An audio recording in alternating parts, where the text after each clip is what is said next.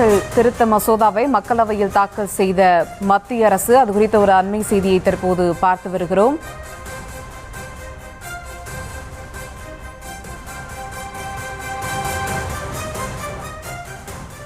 இதுகுறித்த மேலும் விவரங்களோடு நேரலையில் இணைகிறார் எமது செய்தியாளர் ரேவதி. அவரிடம் பேசலாம். வணக்கம் ரேவதி, இந்த மசோதா குறித்தான முழு விவரங்கள்.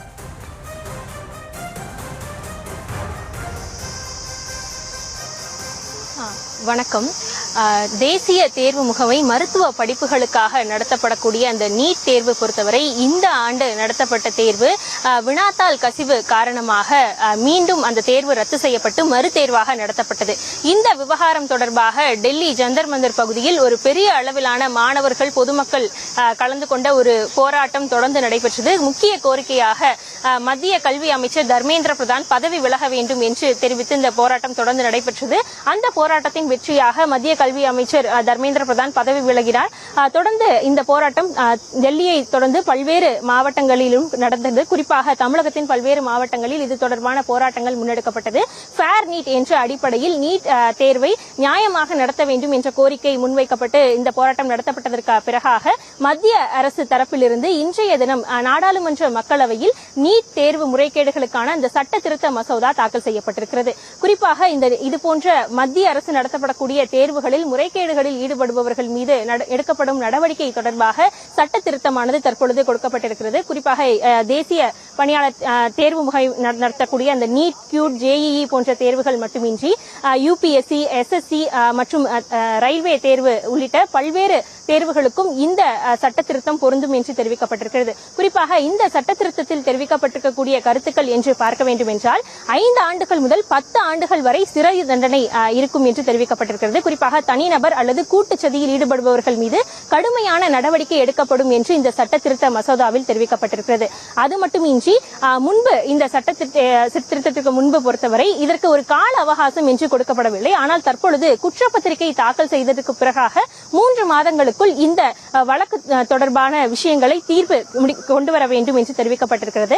அதே போல அடுத்த கட்டமாக இந்த வழக்கில் என்ன மாதிரியான நடவடிக்கைகள் எடுக்க வேண்டும், இதற்கென தனியாக தனியாக குழு அமைக்கலாம் என்றும் தெரிவிக்கப்பட்டிருக்கிறது. குறிப்பாக இந்த தண்டனை கடுமையாக நடத்தப்படும் என்று தெரிவிக்கப்பட்டிருக்கிறது. வழக்கு விசாரணையை விரைவாக நடத்துவதற்கு தனியாக விரைவு நீதிமன்றங்கள் பிரத்யேகமாக அமைக்கப்படும் என்றும் தெரிவிக்கப்பட்டிருக்கிறது. அது மட்டுமின்றி புலனாய்வு அமைப்புகளுக்கு 2 மாதங்களுக்குள் விசாரணையை முடிக்க வேண்டும் என்ற அறிவிப்பும் கொடுக்கப்பட்டிருக்கிறது. இதற்காக நீதிமன்றங்கள் குற்றப்பத்திரிகை தாக்கல் செய்து 3 மாதங்களுக்குள் இந்த தீர்ப்பு வழங்க வேண்டும் என்றும் தெரிவிக்கப்பட்டிருக்கிறது. புலனாய்வு அமைப்புகள் 2 மாதங்களுக்குள் இந்த விசாரணையை முடிக்க வேண்டும் என்ற விஷயங்களும் கொடுக்கப்பட்டிருக்கக்கூடிய நிலையில் இந்த தண்டனை விஷயமானது கடுமையாக எடுக்கப்படும் என்றும் தெரிவிக்கப்பட்டிருக்கிறது. குறிப்பாக இந்த விஷயத்தை பொறுத்தவரை ஒரு நிறுவனங்கள் இந்த பிரச்சனையில், அதாவது வினாத்தாள் கசிவு போன்ற விவகாரத்தில் ஈடுபட்டிருந்தால் அந்த நிறுவனத்தின் மீது நேரடியாக நடவடிக்கை எடுப்பதற்கான அதிகாரம் இருப்பதாகவும் தெரிவிக்கப்பட்டிருக்கிறது. அது மட்டுமின்றி 10 ஆண்டுகள் சிறை தண்டனை மற்றும் 10 கோடி ரூபாய் வரை தொடர்ந்து இந்த விஷயத்தில் அபராதம் விதிக்கப்படும் என்றும் தெரிவிக்கப்பட்டிருக்கிறது. இந்த வழக்குகள் முழுவதுமே பிணையிலிருந்து வெளியில் வர முடியாத அடிப்படையில் இருக்கும் என்றும் குறிப்பிடப்பட்டிருக்கிறது. இதுபோன்ற பல்வேறு விஷயங்கள் இந்த சட்ட திருத்த மசோதாவில் குறிப்பிடப்பட்டிருக்கிறது.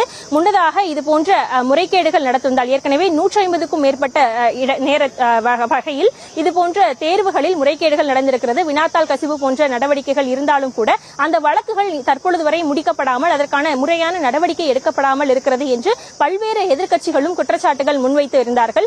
இந்த ஆண்டை பொறுத்தவரை இந்த வினாத்தாள் கசிவுக்கு பிறகாக ஒரு பெரிய அளவிலான போராட்டங்கள் முன்னெடுக்கப்பட்டது. அதற்கு பிறகாகத்தான் கல்வி அமைச்சர் தர்மேந்திர பிரதான் பதவி விலகுதல் போன்ற நடவடிக்கைகள் எடுக்கப்பட்டது.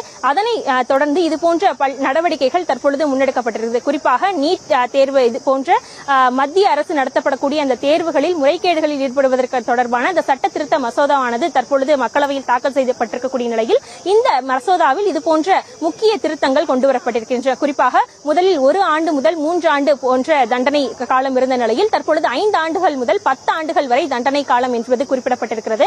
அதேபோல அபராதத்தை பொறுத்தவரை 1 கோடி முதல் 3 கோடி என்ற அளவில் தான் இருந்தது. தற்பொழுது அந்த நிறுவனங்கள் போன்றவை ஈடுபட்டிருந்தால் 10 கோடி ரூபாய் வரை அபராதம் விதிக்கப்படும் என்றும் தெரிவிக்கப்பட்டிருக்கிறது. அதேபோல கால அவகாசத்தை பொறுத்தவரையும் 2 மாதங்களுக்குள் விசாரணை செய்ய வேண்டும். குற்றப்பத்திரிகை தாக்கல் செய்ததற்கு பிறகாக 3 மாதங்களுக்குள் அது முடிக்கப்பட வேண்டும், தீர்ப்பு வழங்கப்பட வேண்டும் உள்ளிட்ட பல்வேறு பல்வேறு விஷயங்களை குறிப்பிட்டிருக்கிறார்கள். அதுவும் பிணையில் வெளியில் வர முடியாத அளவிற்கான சட்டமாக இருக்கும் என்றும் இது மிகவும் கடுமையான விஷயத்தை முன்னெடுக்க கடுமையாக அவர்கள் மீது நடவடிக்கை எடுப்பதற்கான விஷயமாக தாக்கல் செய்யப்பட்டிருக்கிறது என்று தெரிவிக்கப்பட்டிருக்கிறது.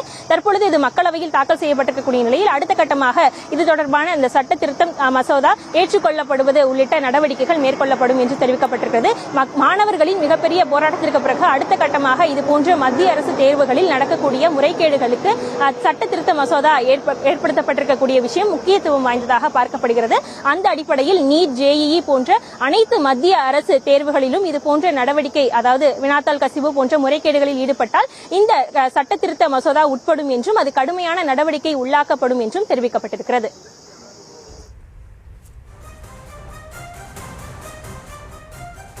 மசோதா குறித்தான முழு விவரங்களுக்கு நன்றி ரேவதி.